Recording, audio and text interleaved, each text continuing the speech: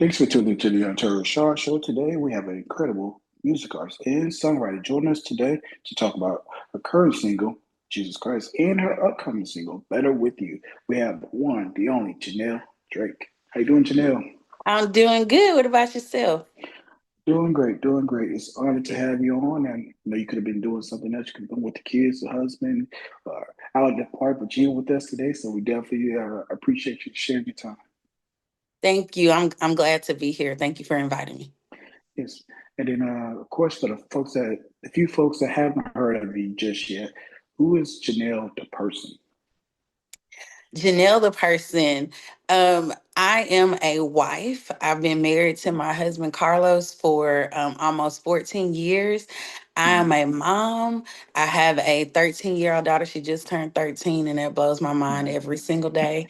Um, I'm a business owner. My husband and I, we have a studio here in Mm-hmm. downtown Chattanooga, as well as a community of Christian creatives that we serve. And I also have a consulting company, so I Mm-hmm. do a little bit of everything.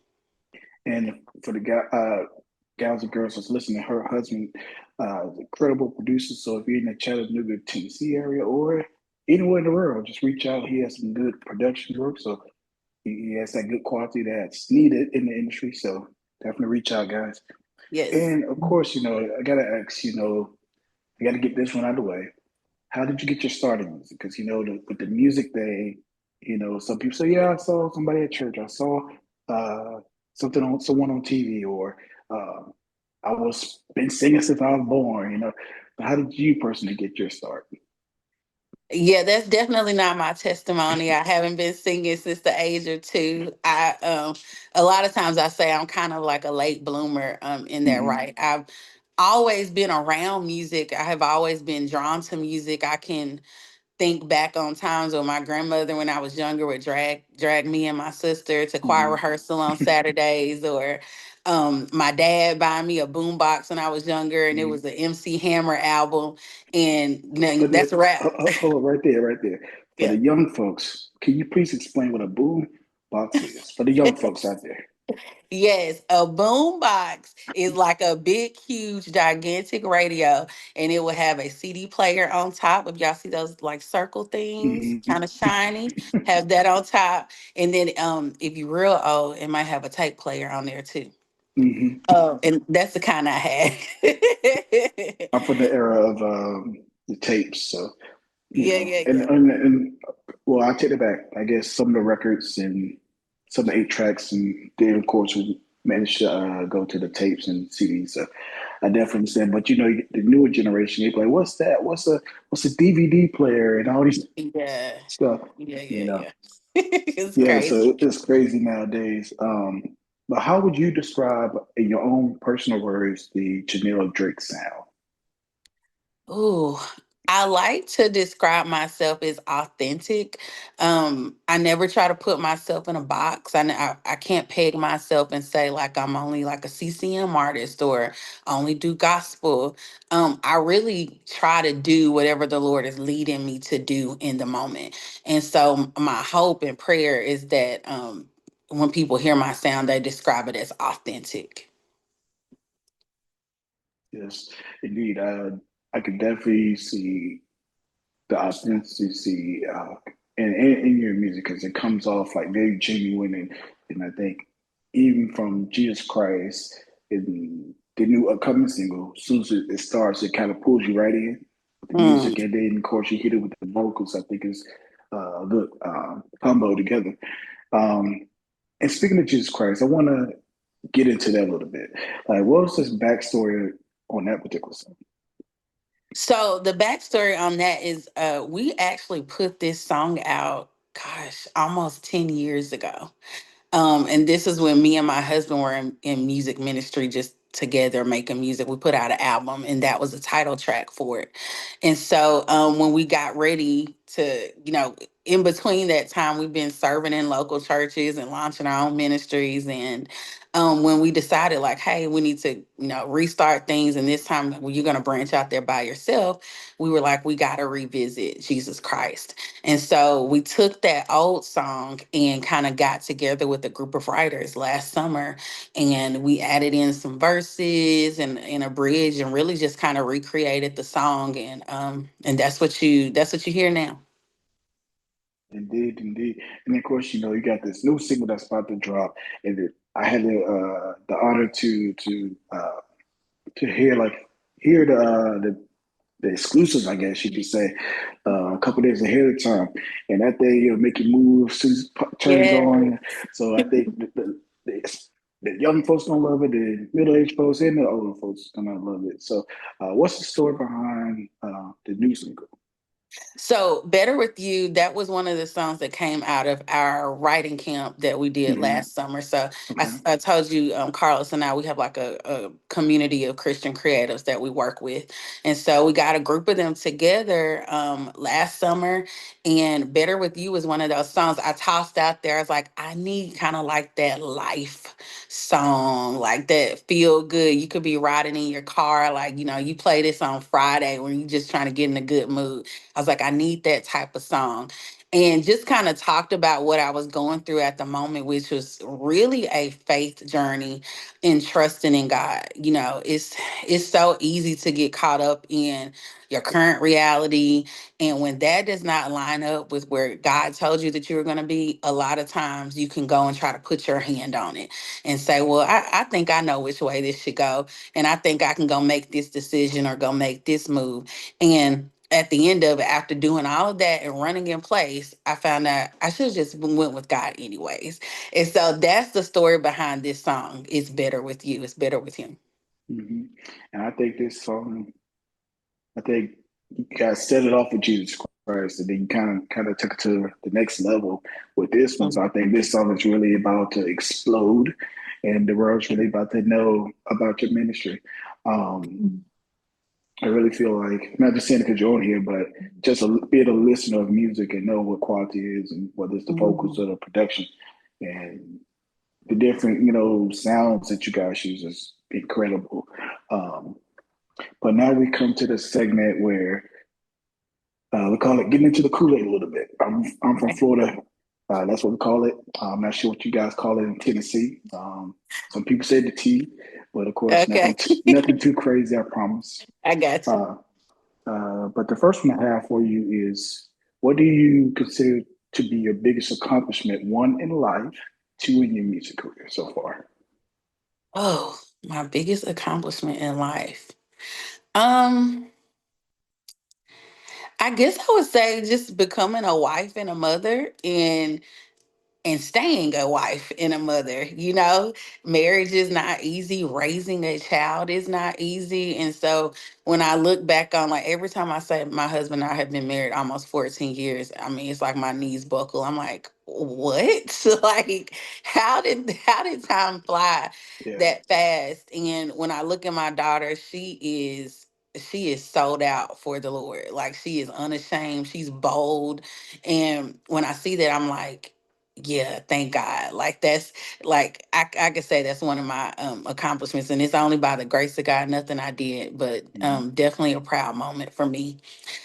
Um, in music, I would say us launching our studio and then embarking on this creative Christian creative community work that we're doing right now. That is something that, I mean, I can remember 10 years ago when we were still in an apartment, and Carlos had this album of equipment that he was like, yeah, I'm adding this to my like iPhone album because I'm gonna have all this stuff one day. And man, when we got all that stuff moved in and we sat down, it was surreal. It was like, wow, you did it. You did it by the grace of God. So yeah, that's a proud moment too. Amen, amen. Then kudos to y'all for being together that long, because nowadays that's almost unheard of, especially Yeah. with the younger couples. So kudos to y'all for that. Yeah. Speaking of being a wife and a mother, like, how let me rephrase that. What have you learned about yourself when it comes to being a wife and a mother? What has those, or should I say, what has those things taught you about yourself? Hmm. It's taught me a lot about myself. I would say being a wife and mother is humbling. um One, with your husband, being able to, us women, we don't like to say this, but admitting that we're wrong. The very rare times that that happens, having to go back and admit that we're wrong. Compromising, just working. This is somebody like you're going to live with and do life with for the rest of your life. Huge commitment. And so it's very humbling when you start to figure out, oh, okay, I could have handled this way, or I need to move in this way going forward. And same thing with my daughter. When I see some of myself in her, I'm like, oh my God. It's humbling. And it makes you be like, okay, I gotta make her better than me. Having to go back, and when I get something wrong with her, going and apologizing and not being afraid to do that. Yeah, if I could sum it up, I'd say it's humbling for sure. And when it comes to your daughter, like, do you think she's more like you or more like Carlos? She honestly is a combination of us both, through and through. I mean, Carlos, he's a huge like anime fan, and she Hmm. loves anime, all that Hmm. stuff. She played basketball. Carlos is a Hmm. huge basketball fan. But then she sings and she acts and she Hmm. dances. She's very creative. She's a little girly girl. So she's really a combination of us both. Amazing, amazing. So that's the last couple of people I had on that had children. The dad's been winning, so I guess we'll just call this one a tie right here. Yeah, yeah, yeah. She's balanced. She got a Mhm. good little mix. Yeah, and then the next one we have for you, of course, you guys are both into the music, so of course you have your own other outside things going on. So how do you like balance, the music, the family life, and everything else that goes on with the church and everything else? How do you make time, I guess, for yourself? And I guess what are some of the things you do as hobbies to get away? I guess to decompress from all these other things you got Well, we don't have it all figured out, going. for sure. But I think one thing we learned is that you have to be intentional about doing Hmm. those things. You have to be intentional about, like, anticipating each other's needs, or, Hmm. you know, we talked about that. Me and Carlos were talking about this earlier. Like, okay, after 14 years, like, you know me. You know when I need a moment. I know when you need a moment. And Yeah. it's not being afraid to be like, oh, okay, I see he needs some moment. Like, I'm gonna step away. I'm Hmm. somebody that definitely needs my alone time. And so he makes Hmm. sure that I get that, just Hmm. to, decompress. And then I come back and Hmm. I'm ready to go. So just being intentional about those things. All right. So now we're about to dig a little deeper. All right. And so the next one I have for you is when you look back over your life, what is the biggest obstacle you had to overcome and really, I guess, really lean on God to really get through it?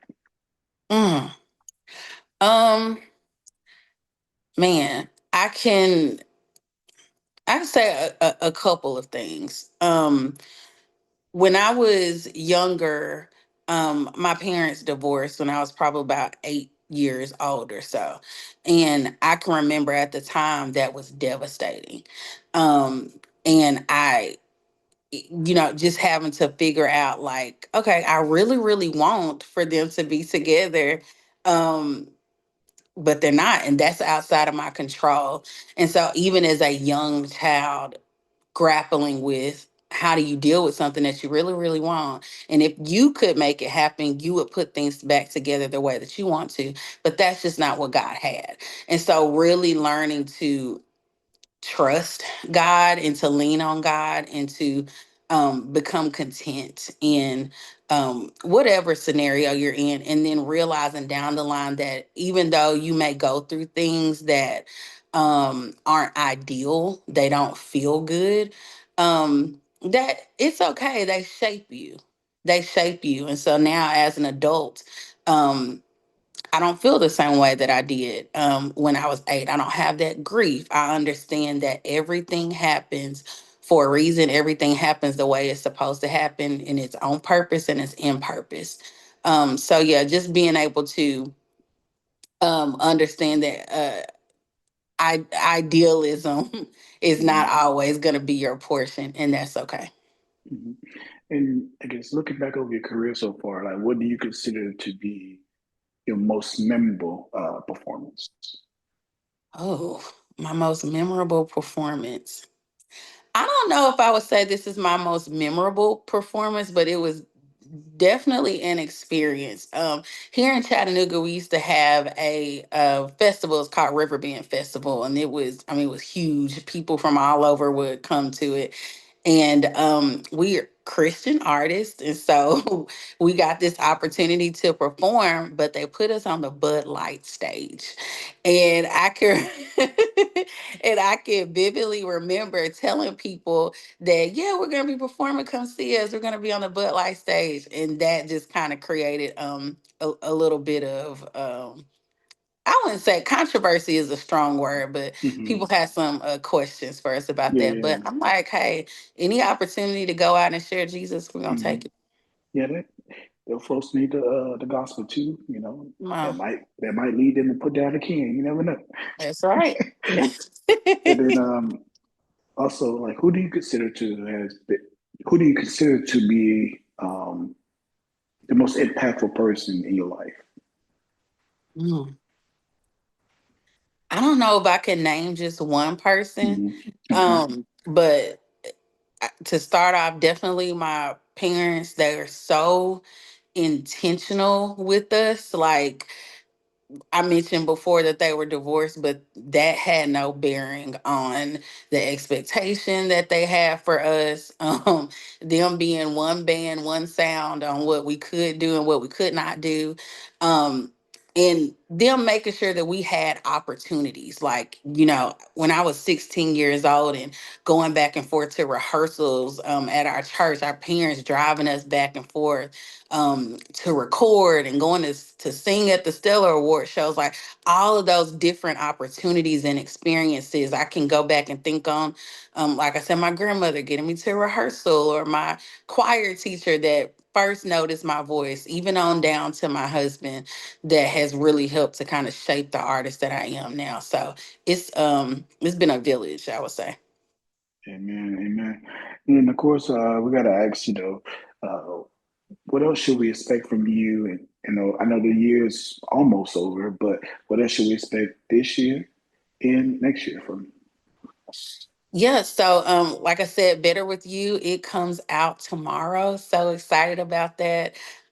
We'll have more music coming up, but in November, my husband and I, we host an event. It's called Upper Room Weekend, and it's where we gather Christian creatives from all across the Southeast, but really anybody can come. And that's going to be happening November 7th through 8th, and we're going to have a worship night, a brunch where we're going to be bringing in some music executives and also doing some songwriting sessions. So we have that. And then early next year, we're back to writing and putting out more music. Okay, and then also too, how can the listener sow a seed into your ministry? Yes, you can visit Hmm. upperroomstudios.org. Hmm. And there we have ways that you can partner with us in giving everything that we do is with the intent of pouring Hmm. back into the creative community so that they can use their gifts to Hmm. impact the kingdom. So yeah, visit us online at upperroomstudios.org. Okay, and for the promoters of the listening, how can they book you for events? Same thing. If you visit upperroomstudios.org, you'll be able to get in contact with us and go from there. You can email us, text us, DM us. Yep. Okay, and then before we go, would you like to do the honor of introducing the new single, "Better With You"? Yes. I'm so, so excited for you guys to hear this. I hope that it makes y'all feel as good as it made me feel when I first heard it. Here is Mhm. Better With You. All right, you heard from the lady herself, the one, the only, Janelle Drake. Coming up right now on the ReShard Show, we have "Better With You." Got exclusive, y'all. All right, here we go.